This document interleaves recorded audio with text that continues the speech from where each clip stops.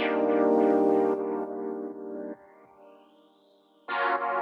ora and welcome to the Niggly Niche Cast with myself, the Papatoy Panther, the South Auckland Doosra, Mr. Slippers here coming at you with the Wobbly Wildcard for another episode of the Niche Cast. We're probably chatting about Kiwi sports because that's just what we do at the Niche Case early in the week. We record the variety show, so check that out. There's a podcast for the patrons as well, so if you're a Patreon listening to this, check out the Patreon page. And if you do want to support the Niche Case, the best way possible is through Patreon. And there's before the variety show, we recorded a little chat about Chris Wood and some All Whites combinations, like a first 11 All Whites team, and a couple more thoughts on Roger Tuivasa-Sheck and his rugby union future. Monday and Friday, we send out our email newsletter, which is through Substack. You can sign up to that with the links on Twitter or Facebook. We just drop a bit of extra goodness there, and if you're not into social media, you can get all the Niche Case content sent straight to your email, and nothing better than that, really. As always, we are writing about Kiwi sports at the niche-case.com. The Wildcard has written about Steven Adams with the New Orleans Pelicans. I just wrote about the Parramatta Eels and the NRL.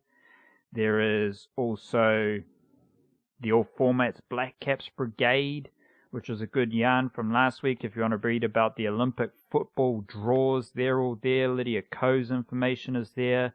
Maybe you want to go back and read about Charlize Ledger-Walker and why she is so dominant in the NCAA basketball, whatever you like. The Niche Case is here in service in honor of Aotearoa Sports. Wobbly Wildcard, can you please spark up your hard drive of mindfulness to get this show underway?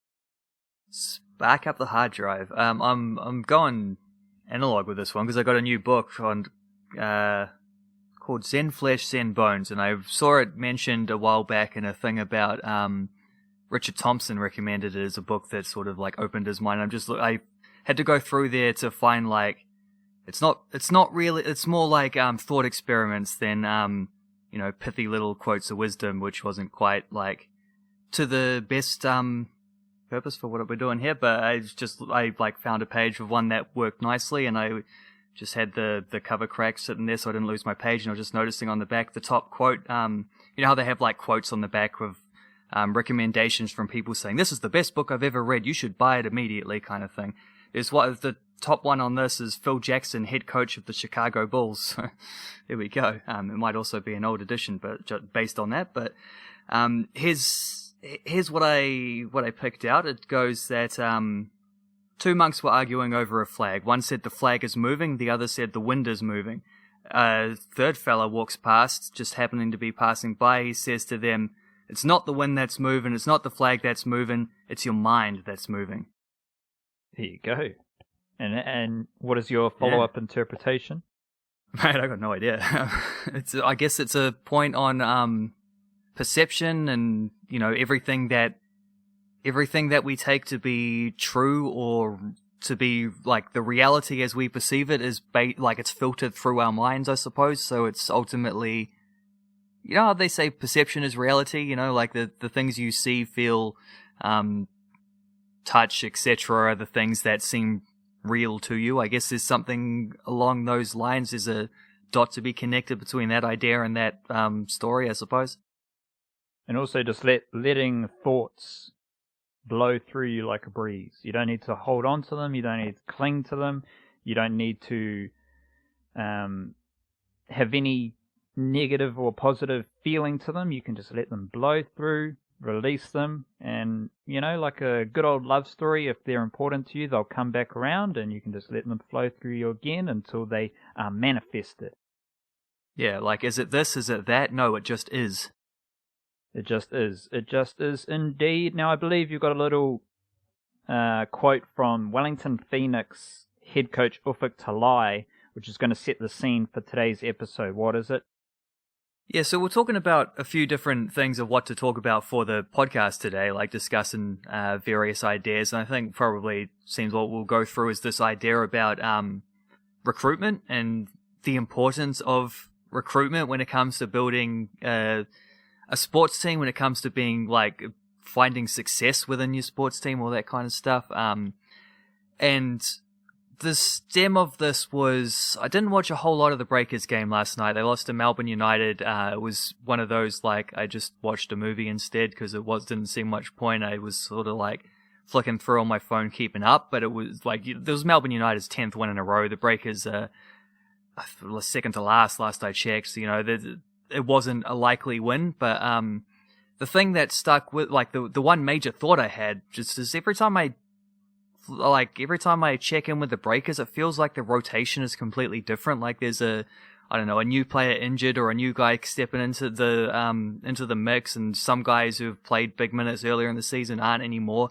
It was very similar to last season. It's been a sort of, I was going to hedge my bets a little bit and not quite put it as bluntly as this, but I think it's fair. Like, it's been a chaotic time under Dan Shamir's coaching regime at the Breakers in terms of on the court with his rotations and all this. And honestly, what it stems back to, I can't help but feeling like they last season they were in a very similar situation to this, where it feels like they might go on a run over the rest of the season, but it's not going to get them into the playoffs. Like they're a better team than they have been, but they're still they've just dug themselves so big a hole, and it comes back to bad recruitment at the start of the season. Like their roster wasn't quite fit for purpose, and they've been having to overcome that and play catch up ever since, and they're not quite going to get there again, same as last season. Probably going to be further off than they were last season.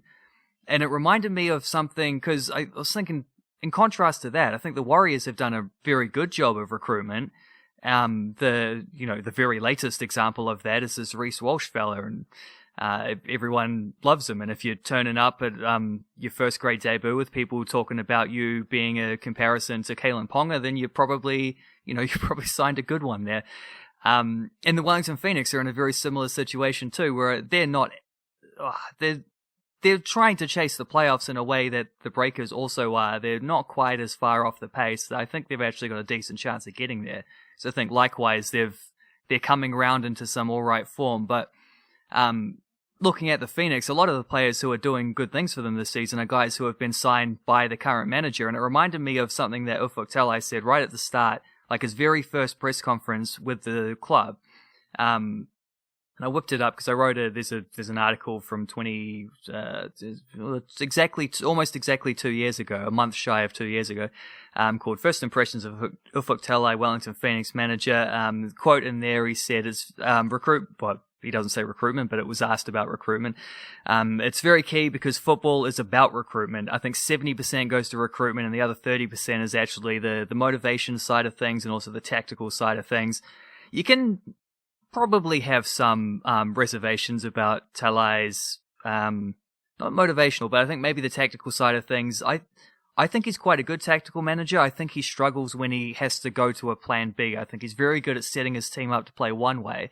I think we've seen quite a few games this season where the other team has adjusted to that in the second half, and the Phoenix haven't been able to respond to the adjustments, if you know what I mean. But recruitment-wise, it's been excellent. Like, you look at guys he's signed who've playing big roles this season. There's quite a few. Ulysses Davia being case in point. And I thought, I just keep coming back to that ratio that he put it at, that 70% thing, and thinking that's a big number. I don't know how many people would put it at that, but the more I watch and think about that side of sports, the more I think, yeah, that's kind of it. And recruitment isn't just about going out and getting your big name signings either. It's also about getting the right youngsters coming through and various things, and which players from the reserves you pick to play first team, and who those opportunities go to and all this. It's a pretty fascinating rabbit hole that I expect we'll probably spend the next 50 odd minutes talking about. But yeah, that 70% mark is the one that sticks with me, because it shows just how important he thought it is, and he's definitely a manager who's putting a lot of effort into living up to that 70%. And then you compare that to situations elsewhere where the Breakers being the main one right now from a Kiwi sports focus, where the other things were probably in great position for them to be successful, but the recruitment didn't quite do the trick, and that's just been a major handicap that they're pure and simply not going to overcome this season. So, just to clarify and help frame this, do you consider recruitment the players that you're bringing through your club? Because I think some of those, like Wellington Phoenix, if we're going to talk about a range of clubs and teams, like in relation to the niche cage in New Zealand sports, but I just in that Wellington Phoenix example, do you consider recruitment to be players joining the Wellington Phoenix at a reserve grade level, or coming into the first grade squad, the Wellington Phoenix A-League squad, or is there some kind of are you putting developing players through your junior pipeline as recruitment as well? How do you kind of differentiate those things, and if you do it all, or what have you? Because I think that kind of shapes the discussion as well. Yeah, I think all of the above. It's just you probably can go as widescreen as you want. It's where does the talent in your squad come from? And which talent is given, which players are given the opportunities to, express that talent or whatever. And the Wellington Phoenix sort of have, it's maybe 4 avenues of this. There's overseas players, obviously, you get a maximum of 5 of them. I think they've used 4 of those spots as it stands. Financial reasons, meaning they're not going for the guys who are obviously those overseas imports for the Phoenix are going to be, and it's actually the same with the Breakers as well. They kind of need to be your very best players, because that's where you've got the easiest scope to, it's very hard to find a local player who can do import level stuff in the NBL and the A-League. You might, especially in the NBL, but I think it maybe is more important in the A-League because you've got more players in a starting 11, obviously, for one thing, but also football's just so big. There's only the very best New Zealand players don't really want to play for the Phoenix because they've got better opportunities elsewhere, but there are so many players around the world who are, there's an excess of talent there. So that's one avenue, is where you get your imports from. There's another avenue of your academy team, which I definitely think is a part of it. Ben Wayne, for example, doing excellent things right now.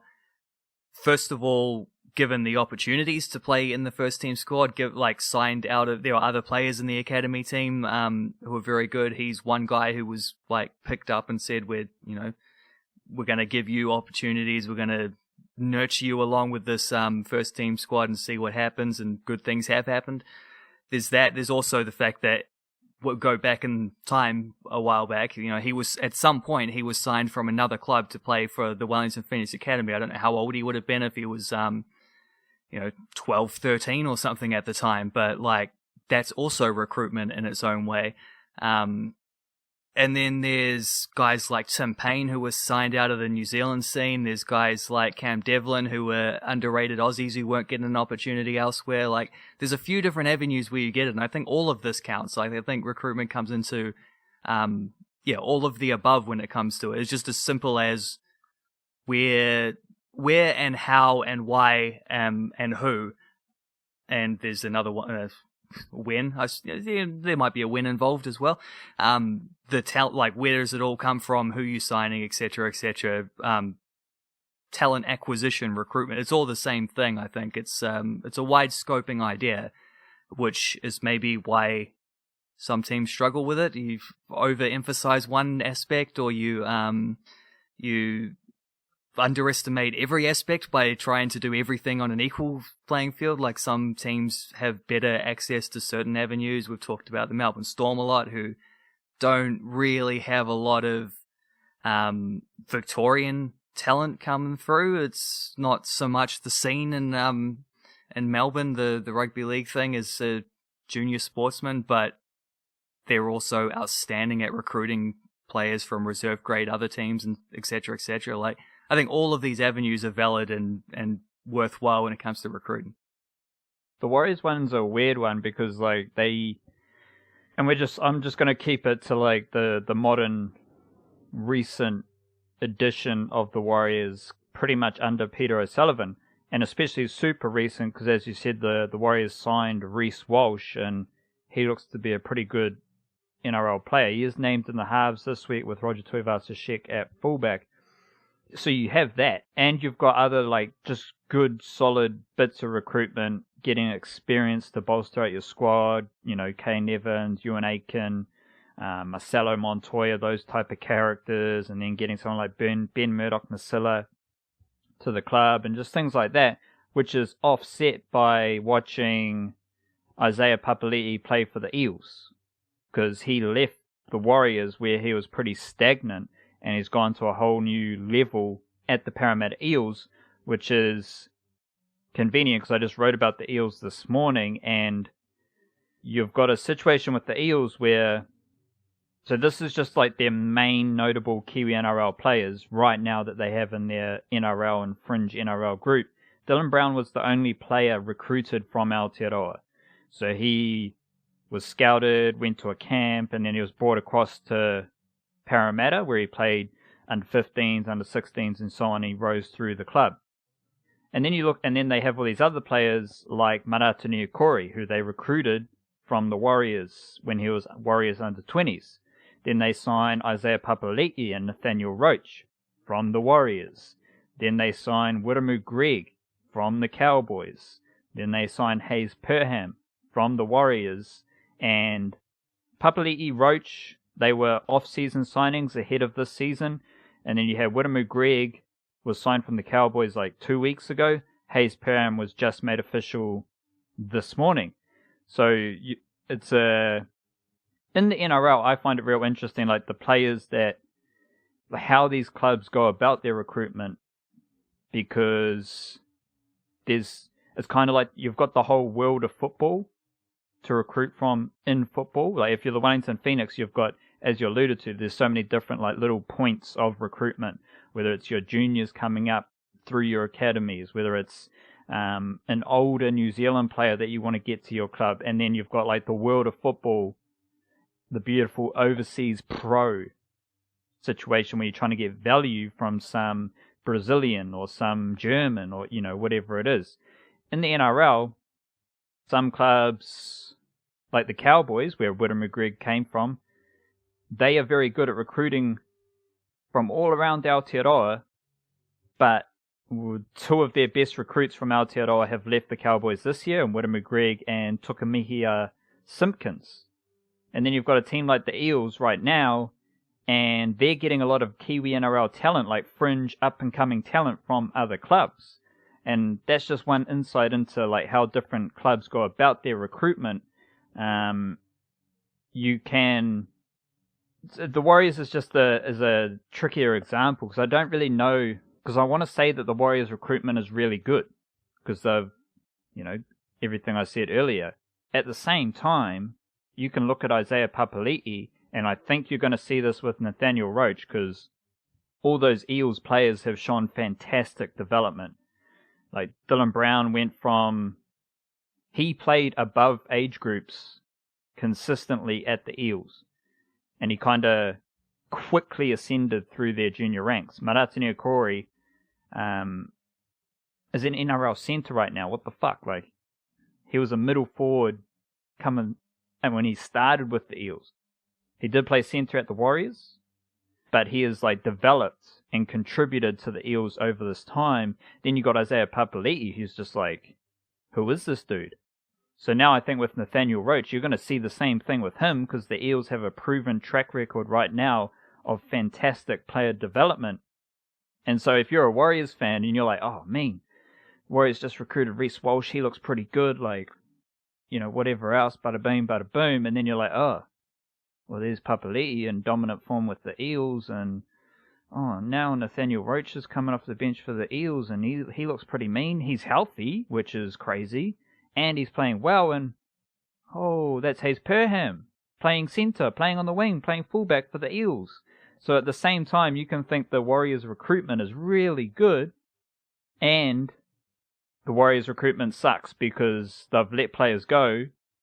Just recently, like just in the last 6 months, they have let players go, and they have blossomed at other clubs. I don't want to get too deep into the weeds. Like, we'll keep it pretty surface level.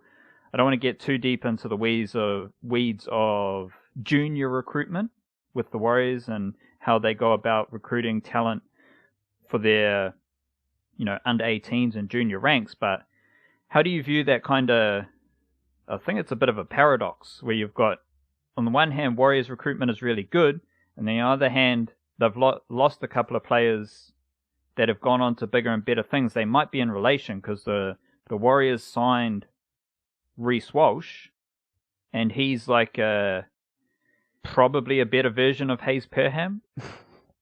And so Hayes Perham was like, whoa, they just bought a player and he's starting, so what am I doing here? And he leaves. So it's very convoluted, especially through that Warriors lens. I'm not sure if it's that kind of convoluted for the Breakers or the Phoenix, because they don't have those examples of players leaving and blossoming and flourishing when they leave.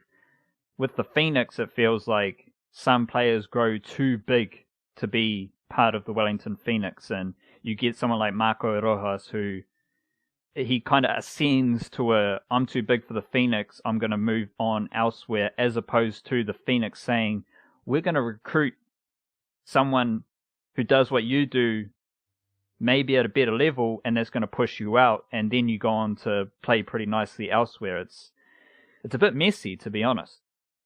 Yeah, that last point is exactly what I was going to say when you get to the Phoenix is, because Rojas is a good example. Tyler Boyd is a similar example as well. I think actually both of them probably had, I don't know how to put this exactly. I think maybe there were sort of personality issues. With Rojas, it's not him. It's I think his dad was his agent at the time and was quite like pushy of, this lad needs to be playing first team football more often. And then when the opportunity to go to the Victory came up, I think there was just this is a stronger, more stable club. It's better for his development overall, which is, fair enough. If players are not signed, then they can do what they want. With Tyler Boyd, I think he might have burnt a few bridges, also expecting to play more minutes than he was being given, and arguably should have gotten more first team minutes than he did. But so it goes. The flip side is someone like Alex Rufo, who came up at a similar time to Boyd and had to wait a long time before he was able to, he was there or thereabouts for 4 or 5 years before he was getting regular starts, before he really found his role as a defensive midfielder even. So there's many different ways this goes. I remember reading something about so a few years ago at Manchester City, they had 2 superstar academy players, and Manchester City haven't really been a team traditionally, well, not since they got the big oil money, have they been the kind of team who brings quality through their academy. They just buy players because they could, but they had put a lot of money into the academy and they were trying to get the best players from around the region, and obviously you're competing with the Manchester United academy then in that case as well, which has traditionally been, I think Manchester United have gone over something like over 4,000 games in a row with at least one academy graduate in their matchday squads. So, and that's not going to change anytime soon with guys like Rashford and Pogba around. So, Manchester City had made that a big focus, and you had 2 guys who were absolutely excelling, too good for youth team football, but the top team was just too strong. And what are you going to do? One was Phil Foden, one was Jadon Sancho. Jadon Sancho decided to leave. He went to Borussia Dortmund. Phil Foden decided to stay. He hung around and was patient and listened to what Pep Guardiola would tell him. 3 or 4 years later, you're in a situation where they were actually playing, well, they would have been playing against each other, but Jadon Sancho was injured. And in Champions League quarterfinal, Jadon Sancho is one of the best players in Europe at his age. Phil Foden is one of the best players in Europe at his age. So they've actually come around through doing completely opposite things. They've actually kind of ended up in exactly the same place as far as their careers goes. They're both going to be star players for England at the upcoming Euros. So sometimes it's not sometimes it just doesn't matter when it comes to those kind of things. But the other aspect with the Phoenix is I can think of that getting too big for the Phoenix goes at the biggest of the big as well, because Shane Smeltz, very start of the club, he excelled, scored a bunch of goals, went elsewhere. Nathan Burns had that 1-star season, won the Johnny Warren Medal. He immediately left. Roy Krishna won the Johnny Warren Medal. He then got opportunities elsewhere and moved to India for the last couple of seasons. Like, that has been a thing as well with them where, and actually I think you can probably say that about the Breakers too, where they've had a couple very strong inputs. Scotty Hobson is one who played very well against them last night.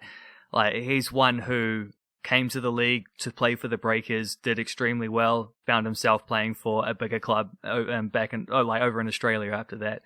That's a factor. I don't know that really compares so much to what you're saying about the Warriors, though, where I think with the Warriors, that situation you outlined, like the Hayes Perham against Reece Walsh thing, like you already said, the Warriors got the better of the two players, so no dramas there.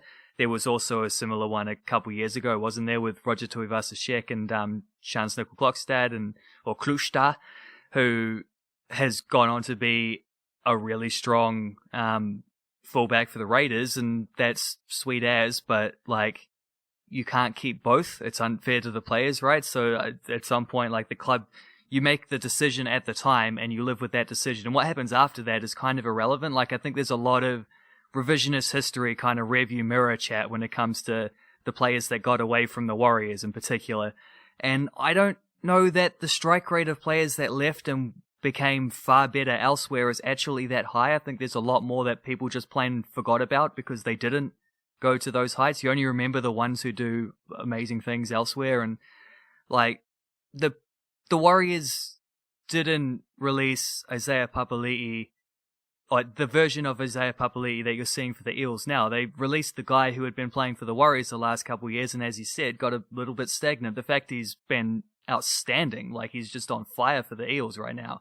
The fact that's happened is irrelevant in the Warriors' decision making at the time, because that's not evidence they had to go by, right? So I think there's a fair bit of that. Like, I think people judge teams in general quite harshly when players get that change of atmosphere and it works for them. Like, that's nothing to do with the Warriors, though. Like, if the guy needed to leave to become a better player, then might as well leave, because he wasn't becoming a better player where he is. Like, the club still made the right decision, and the player made the right decision, and the player's gone on to better things. Like, that's not the Warriors' fault, right? Like, I think that's also a factor to keep in mind. Like, you can only judge them on the decision they made and the evidence they had at the time that the decision was made. You can't judge them on what happened afterwards. Yeah, I do. Like, I agree, because there's like just life situations. We all know the yarn where it's like, oh, these dudes need to leave home. They need to be challenged. They need to experience life outside of their comfort zone and all that stuff. And that's stuff that makes Australian players coming to the Warriors. Sometimes they have, like, Kevin Campion didn't really make an impact in Australia. Michael Luck didn't really make an impact in Australia. So it's like a two-way street there, vice versa. Because for some Australian players, when they leave their comfort zone, they blossom at the Warriors as well. I still think there's something where it's like, getting the best out of players might be a bit overlooked, and it's like, how do you get the best out of these players and empathize or see through it from their perspective to get the best out? But those are all kind of strange sporting things that might not necessarily apply. I don't know if there's like a Warriors Junior who has just come through and thrived, and because they all kind of leave, whether it's Sean Johnson, whether it's Siosiwa Tokiaho, whether it's Isaiah Papali'i, whatever kind of level of the player it is, they all at some point leave, but that just gets into some weird Warriors shit. So this recruitment discussion is pretty interesting, just because there's various examples that we're working through right now. Like, I literally wrote that Eels thing just prior to recording this podcast, and there was also another story here about Nathan Smith, all-rounder from the Otago Volts, pretty talented all-rounder, bowls decent medium pace, like a first change seamer, right arm seamer, who has in recent summers batted as high as like 4 or 5 in the Otago Volts lineup. He's moving to Wellington Firebirds, and this is not necessarily unique from a variety of different perspectives, whether you want to go the Otago Volts, Wellington Firebirds angle. Well, Jimmy Neesham left Otago to go to Wellington, Michael Bracewell left Otago to go to Wellington. Maybe it's you want to go Canterbury to Wellington. Well, Hamish Bennett went from Canterbury to Wellington, and Logan Van Beek went from Canterbury to Wellington, and who's the big dog right now? Finn Allen. He went from Auckland to Wellington. So when it's something like that, I think you have to look at the organisation, because it's not necessarily something that Otago is doing bad. Yeah, you can say, oh, well, 3 extremely good cricketers left Otago to go to Wellington. But the same thing applies to Canterbury. It also applies, like Finn Allen. How does he leave Auckland? Or, like, he is a highly touted prospect. He's the Auckland Rachin Ravindra, let's be honest. And he leaves Auckland. So it's hard to say, oh, it's Otago's fault, it's Canterbury's fault, it's Auckland's fault, because players are going to Wellington from anywhere and everywhere. They're going to Wellington. So why are they going to Wellington? How is Wellington able to recruit some of, like, players who are very good players at other organizations? Because the flip side of that is when you've, like, so the Otago Volts, they have to go to fringe players elsewhere, whether it's getting Nick Kelly from Northern Districts, whether it's getting Dale Phillips from Auckland, younger brother of Glenn Phillips, whether it's getting Dean Foxcroft from Central Districts to Otago. Those dudes are all kind of competing to get into their team, which feels more similar to like a Reece Walsh signing. Reece Walsh, like, highly touted prospect, very good. He thinks he can play NRL right now. The Broncos don't think he can play NRL right now, and they're not willing to invest in him that way. So the Warriors pick him up. Wait. As I'm talking through this, I'm organising these, and the Reece Walsh one feels more similar to Finn Allen, if you're talking about, like, their talent in their sport. Maybe the better example of what the Otago Volts have had to done in recruiting fringe players from elsewhere is what the Parramatta Eels are doing, because they've recruited. Isaiah Papali'i was in and out of first grade. Roach was always injured out of first grade. Hayes Perham can't find a home in first grade. And Whittaker Gregg probably thought he was worthy of first grade at the Cowboys, but he didn't play first grade at the Cowboys. So in different ways, that's one style of recruitment where you're benefiting from little situations elsewhere, and the beauty in that is having your finger on the pulse. Like, you've got to know what players are doing and how they feel in their situations to really pounce on those opportunities. Because that's what the Eels, I'm literally summing up what the Eels have done. They've just pounced on other opportunities. And you need to be really in tune with what is happening around the league to do so. Wellington Firebirds aren't quite doing that. Like, the dudes they're recruiting are established players who are, like, if we're organising domestic cricket into like 2 or 3 tiers, the dudes they've recruited are first tier domestic players. They are players who have played domestic cricket for a couple of years at least and performed pretty damn well. They are established domestic players. Or it's a high-level junior talent like Reece Walsh and Finn Allen. And it seems like that just seems like if we're talking recruitment in a sense of recruiting players to your organisation, to do what the Wellington Firebirds have done, you need to have a really good, sound structure. You need to have all your financial, you need to have a financial corporate entity that is profitable, that is well organised to fund what you're doing. And you need to have really smart onto it coaching staff who get the most out of the players. So the Eels, they can recruit these fringe players from elsewhere because they know they can get the best out of them with their resources and coaching staff. Wellington Firebirds do the same thing, and they get the best out of their players. They get them performing at a higher level because of their resource and coaching staff. As opposed to, these dudes can't make another team, and we're going to give them an opportunity just to crack into the professional ranks or whatever it is to bolster our stocks, and we're going to develop them slower because they're younger. That seems to be a clear difference in recruitment strategies, with a cricket recent twist in Nathan Smith going to the Wellington Firebird. Which reminds me a little bit of the example of Borussia Dortmund in European football, which is one I'm pretty sure I did write about this in an email a couple weeks ago. They get a lot of credit for I wrote about it in relation to the revamped local football national league and the sort of emphasis on playing young players. And Dortmund are probably the club the major club in world football who get the most credit for playing young players these days.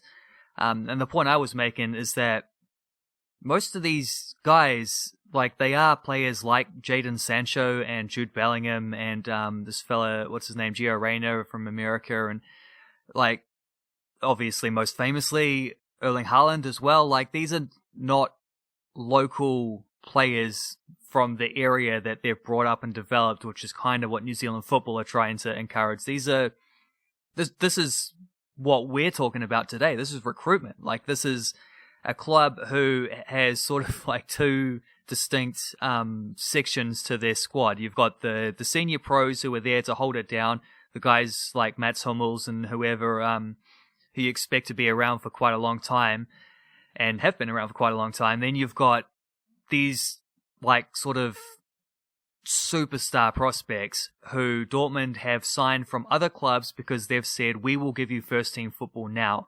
Are you 17 years old? Doesn't matter. We'll give you first team football now. That's what they've done. And so they've got a really young squad with a lot of these single players, but they're not players they've signed to keep long term. Haaland is probably going to I don't know, Real Madrid or PSG or Manchester City or maybe Manchester United or something like that in a couple of months. At the end of the season, they're most likely not going to be back in the Champions League because their league form has been pretty average. They're probably going to sell someone like that. And that's kind of the business plan. You sign these players, you overpay for them as sort of 17, 18-year-olds. You're paying, I don't know, £10 million or something for a guy who's never played first team football, and you're saying that sounds like a lot of money, yes, but they come right and you sell them for £100 million in 3 years' time. So that's likely to happen with Jadon Sancho as well. I think he's probably a likely candidate to move back to England, I would expect, to one of the two Manchester clubs. We'll see which. Those two probably, I don't know if either of them in a post-COVID state are going to feel like they can buy both Haaland and Sancho, but definitely both of them would like to buy at least one of them. So see how that goes. But that's an aspect which is quite it's almost aggressive recruiting in a way. It's a club that's set up to be a recruitment club in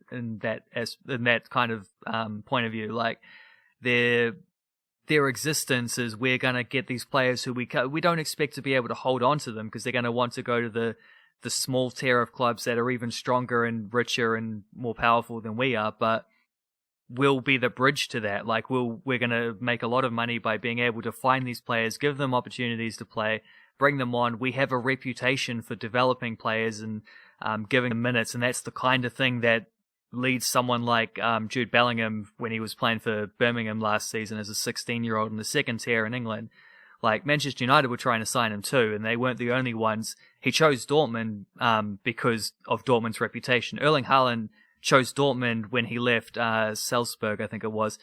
When he left them, he chose Dortmund when he could have probably made the jump straight to a club one of the top Dortmund are also one of those Super League clubs, but one of the other Super League clubs who would have paid him more.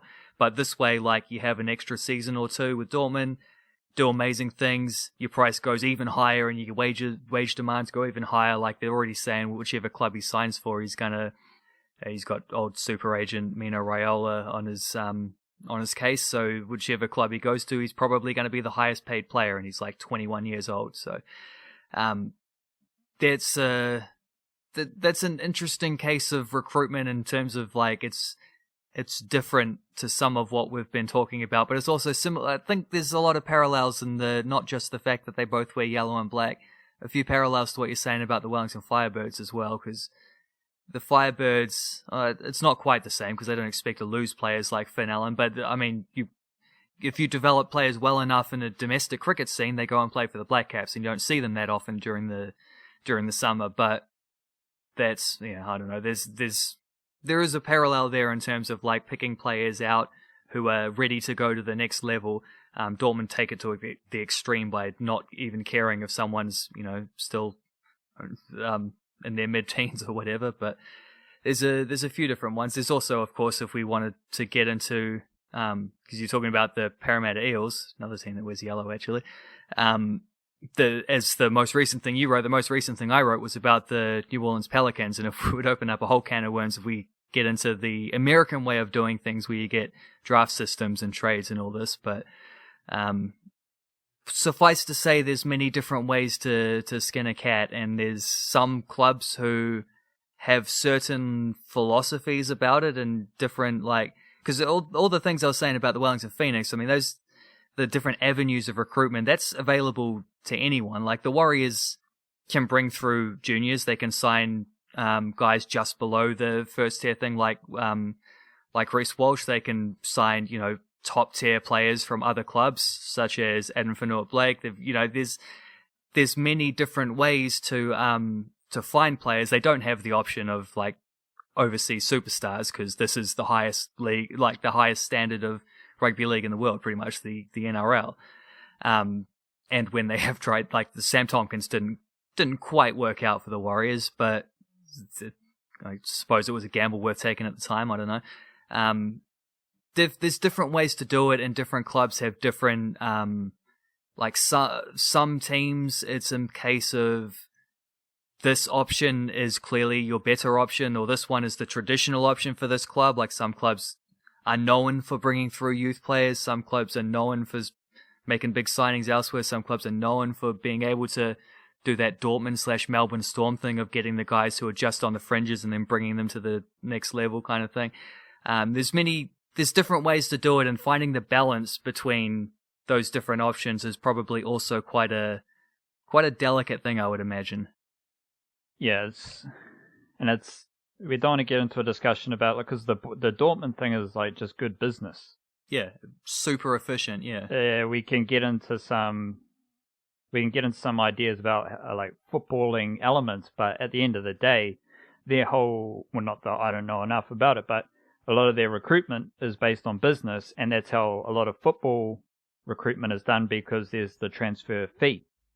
Where all these other sports, there isn't the transfer fee, so there's no real benefit for going about it that way. The benefit, though, is in, as we've discussed a few times, like getting good value out of players you recruit, and when you are signing a younger player, as Dortmund would do, to then bump up the value, again, that goes back to, because you can't bump up someone's value if you don't have the structures in your organization to make them a better player.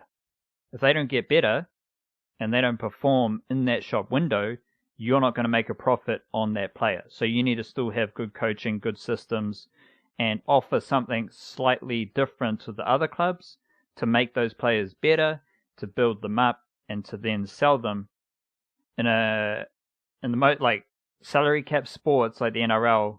So the Warriors recruit Reece Walsh, and basically no matter how much money they pay him, they're probably going to get a good value because it's his first deal, and his value's only going to increase as he plays more and more NRL footy. Again, that doesn't necessarily benefit the Warriors, but they are getting Reece Walsh at a cheaper rate than anyone else is going to be able to get Reece Walsh in 5 years' time if he continues to develop. And that's where, but that again, that only applies to salary cap leagues. So it's a bit weird in how each sport has their own kind of rules and regulations that gamify that recruitment thing. So that is a bit weird as well. How there's something like a couple NBA teams have done where I think it's like Lou Dort with the Oklahoma City Thunder, and he was signed on a long-term deal at a super low cost, but that was only because the Thunder had found him and no one else like really knew he existed, and they signed that deal after, like, just as he broke into the NBA. So the Thunder developed him, and then they can sign him on a 5-year deal worth like 30 mil total or 20 mil total. I don't even know what it is, but it's not like, put it this way, like a max salary per year is like 35, 40 mil. And they've signed a player who's contributing to their NBA team at a decent level, and they've signed him for 5 years, 30 mil maybe. And so it's kind of, that's, if I bring it back to the NRL, and I think about what some clubs do really well when they're recruiting their junior players, and why the Warriors cannot have access to every Kiwi rugby or rugby league player in Aotearoa, is because like many of them already have deals with other NRL clubs. So there's players in Auckland who are on like a 3-year Roosters development deal, not a development contract in full sense of it, but like they have signed a contract with the Roosters for a multi-year that is going to see them play SG ball, whether it's fly in, fly out, whether it's like what they've done with this kid called Benaya or Oelu, who played SG ball to start this year, and the Roosters made a big play for him. He's like one of the best hooking prospects out of Aotearoa. He played SG ball, and now he comes back to Auckland to go to school. I think he's at Tangaroa College in Auckland, where he's going to play first 15 for Tangaroa College. But the Warriors have no access to him because he's signed to a Roosters contract. So now the Warriors have signed Reece Walsh, and while he's under contract, unless shit hits the fan, no one can come in and sign him. So what the Warriors have done with Reece Walsh, many NRL clubs, well, not many, but like the best, have done with players from New Zealand. So whether it's so Wiremu Greg, he might have a deal. He's like finishing school 16, 17, 18, and he's got a deal with the Cowboys where he attends their camps, plays a few games, practices, goes to Townsville and stuff like that. But the point of it is you're under contract with the Cowboys for 3 years, so you can't so the Warriors just can't come in and say, oh, we saw you playing in Auckland, come to the Warriors. No, it's like he's under contract at another club, and that's how you kind of, because I'm thinking about the Broncos, and if we're thinking about not so good recruitment situations, which might bring us back around to the Breakers here, the issue with the Broncos is that they haven't signed their best young talent for multi-year long-term deals.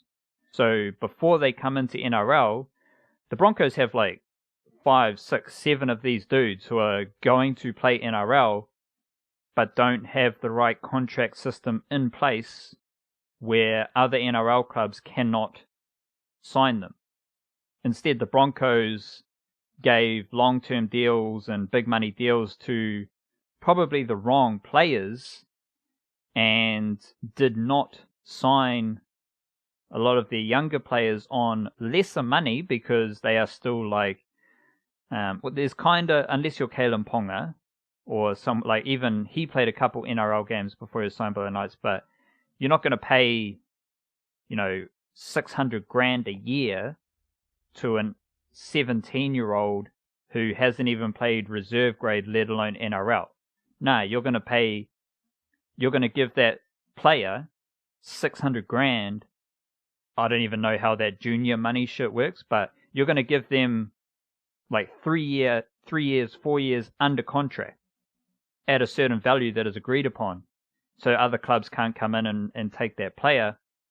Whereas the Broncos are just like, they totally misread those key junior contracts, which give you good salary cap value and keep those players at your club they give you good salary cap value when they move into NRL, but they keep that player at your club while they are coming into NRL. Because the opposite of that is player comes into NRL, looks really good, and within a year, or they might be off contract at that time, or they might be off contract next year. And so then you have to go above and beyond to keep that player at your club while other clubs are driving up the price.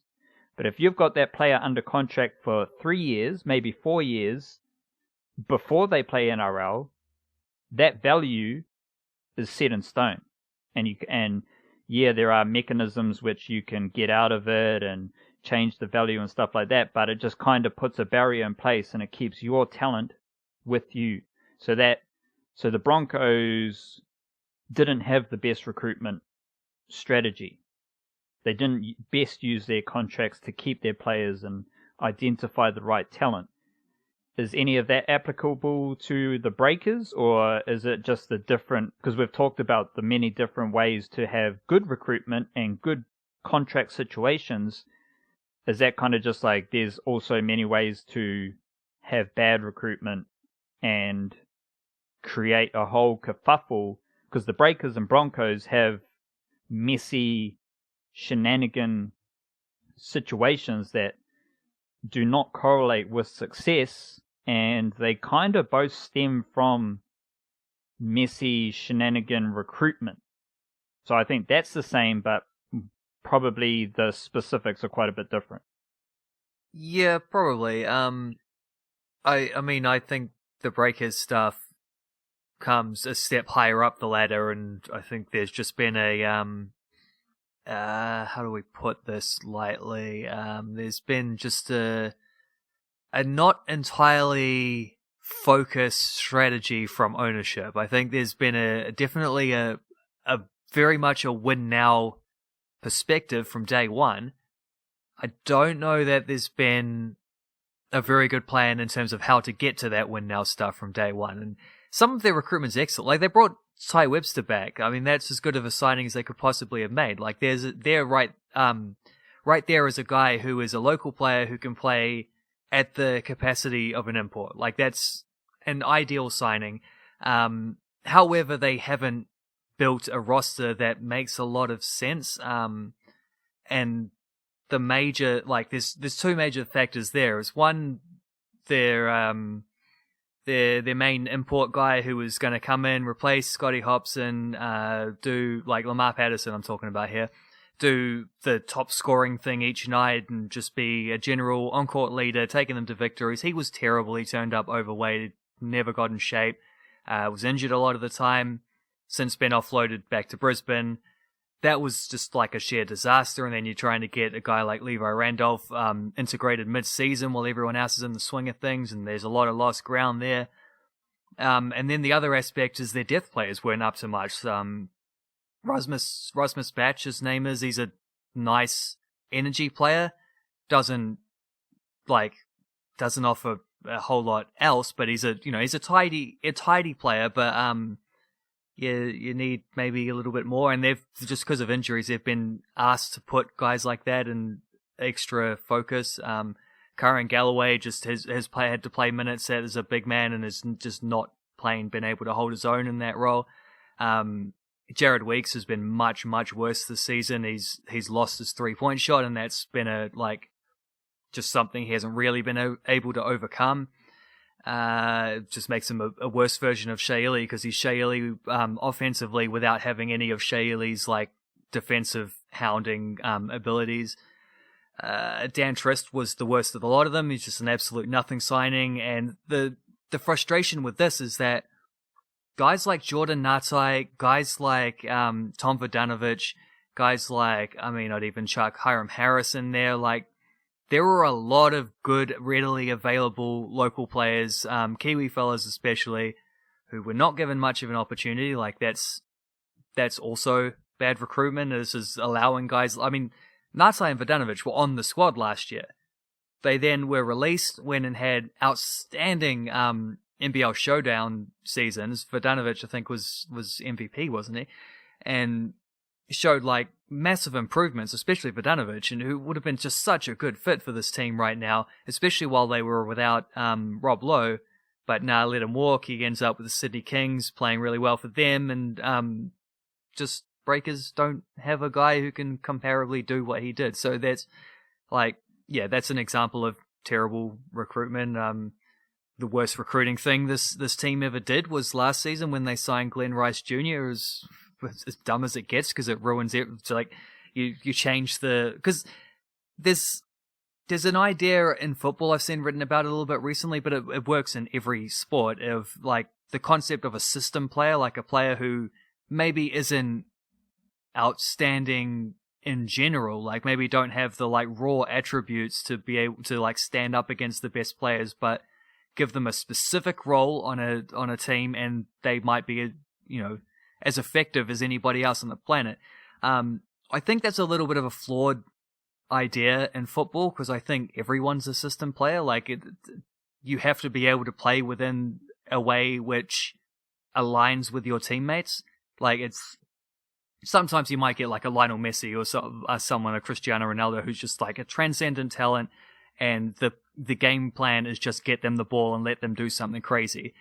But even still, you need to have players who complement them. And like, if Ronaldo's going to shoot, you want a quick forward who can follow up on some of those shots. If Ronaldo's very good in the air, which he is, you want someone who can get good crosses into the box. Like things like that. So I think everyone is a system player. But in basketball, it's even, I think some of that, it's still true, but I think maybe there's more of that where you need that alignment. You need everyone working, all cogs in the same machine. And if the coach has a specific idea of playing, and I'm not entirely sure what Dan Shamir's is even 2 years into his reign, other than just like the cliches about how, Euroball stuff works, where the difference between import, like the quality of imports that he was working with in Israel are as good, if not better, than what you get in the NBL, but the overall quality of local players is lower. Australia is an extremely strong basketball nation these days, so like you can't just set the team up for one guy to be the main guy and everyone else. Like you need multiple options. You need scoring has to be varied, and all these things. I don't see a lot of ways in which the Breakers have a roster that's aligned towards a style of play like that, if you know what I mean. Like I think there's a lot of spare parts rather than anything else, and that's another reason why they've struggled. They've been trying to create a style that will lead to victories, but they're having to do it on the fly because they don't seem to have like a beginning thing. And that's also recruitment too. You sign players to fit. I mean, this is going back to the very start of this conversation. What Ufuk Talay said is you sign players to fit a certain mold, right? Like if he wants to play, this is why he was saying there was more to that quote I didn't get into, but this is effectively what that was. Is he was saying like he has a vision for how he wants the team to play, and he has to sign the right players and the right personalities in order to get that vision to fruition. And if you don't sign the right guys, you're never going to get there, no matter how good you are as a coach, developing players, getting better, getting them to play above their abilities and all that, improving them, motivating them to play, like those other things that he mentioned in the 30%. You can do all of that, but if you've got the wrong players for the style of football that you're trying to play, it's pointless. Like the game was lost from the start, Like I'm not talking about game to game each week. I'm talking about the overall season. Like the whole thing was busted from day one. Like get vibes of that from the Breakers at the moment, to tell the truth. So there's like a vein of, it's a fun recruitment vein that I've found with the Parramatta Eels. I think there's a similar vein with Wellington Cricket. Both we've discussed to this point. Do you have a similar vein of recruitment that you find fun or interesting, funky, for a variety of so the Eels one is like a bit of train spotter funk because you've got two dudes named Hayes from Rotorua.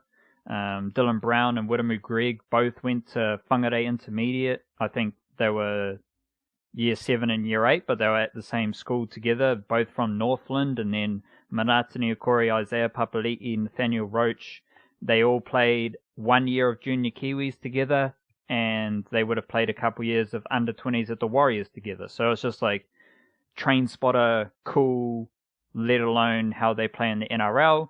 And then you've got the Wellington Firebirds thing. Just to finish us off here, do you have any situations, ideally with some sort of New Zealand connection, but is there like just some fun recruitment pocket in the world of sport that feels similar to you with the Eels and Wellington Firebirds examples I've listed there?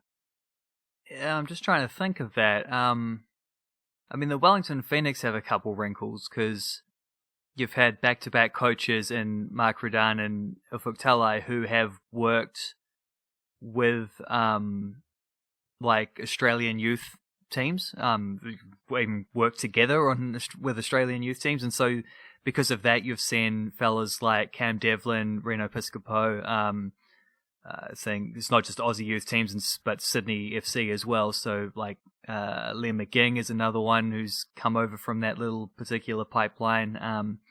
Like they've had a little bit of that.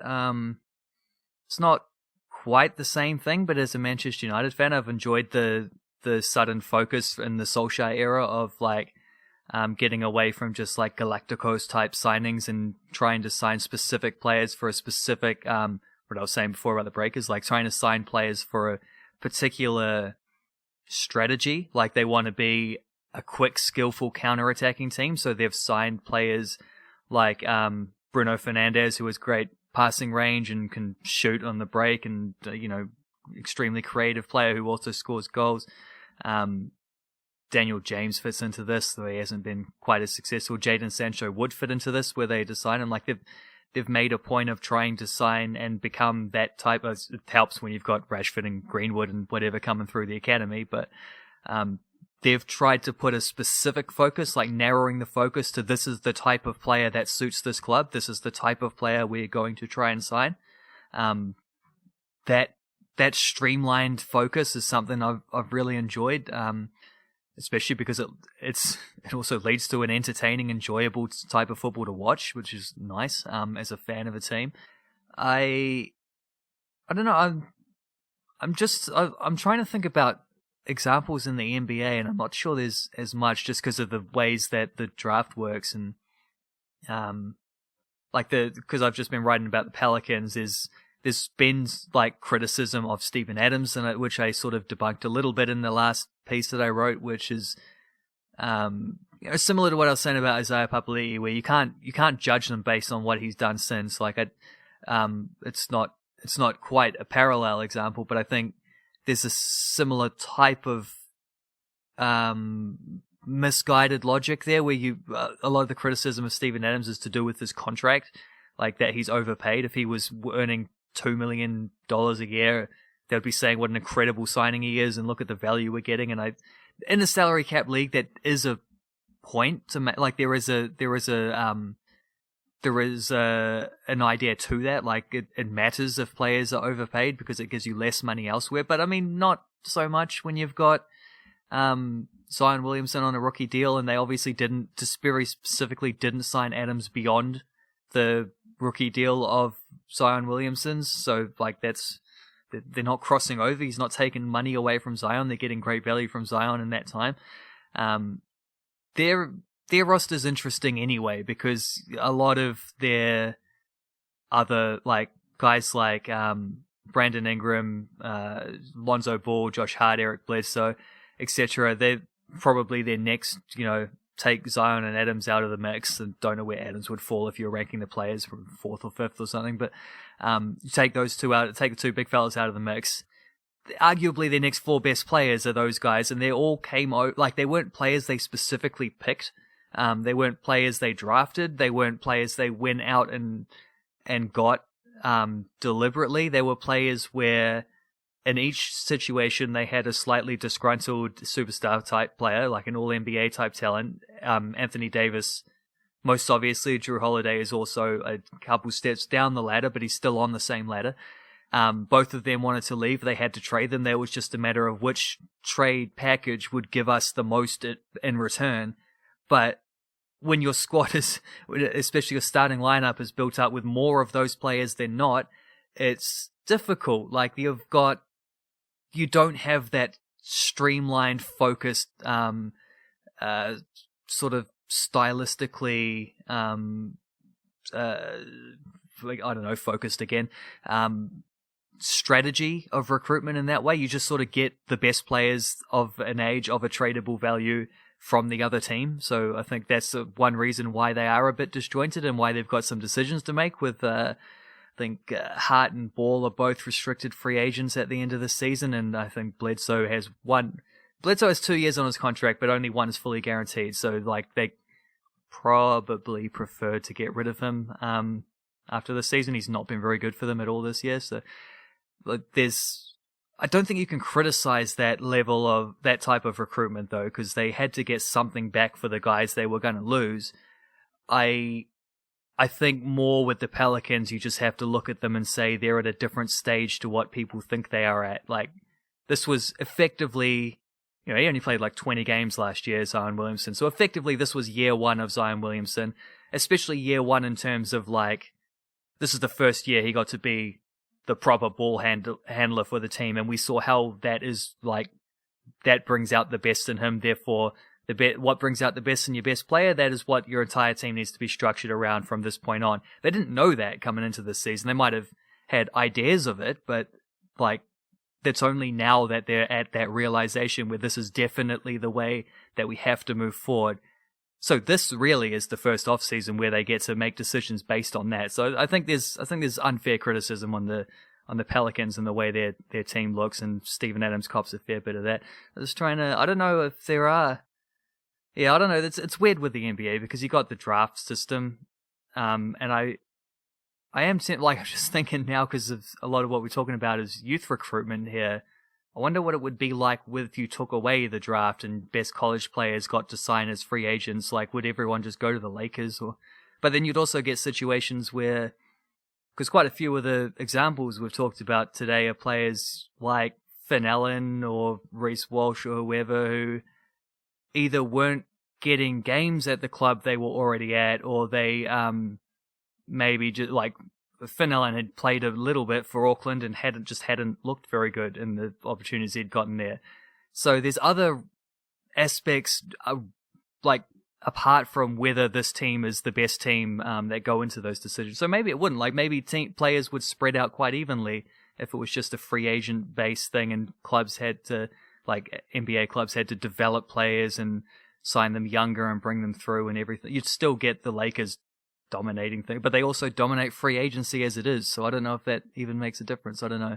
Not that I'd want them to take away the draft thing, because it's nice that different places and different leagues and different parts of the world do different things. Like, it's just another aspect to wider sports fandom, which is cool. Like, that's sweet as, but I don't know, it's got me thinking a little bit about that hypothetical.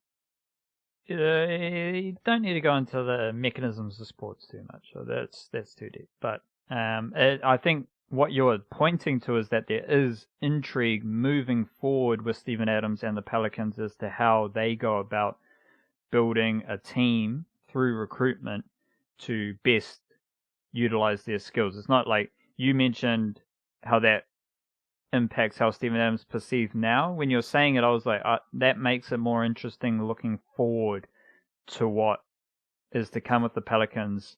Yeah, and for sure. How they fit into some of these other teams, Kiwi teams we have discussed. But we'll wrap it up there. Good recruitment chat. It's so complicated in the world of sport, but there are some, like, if you got a good organization and you're helping your players, your recruitment's always going to be fine. So maybe if you're running a sports team, just run a good sports team and you'll be able to recruit a few athletes doing athletics to your team.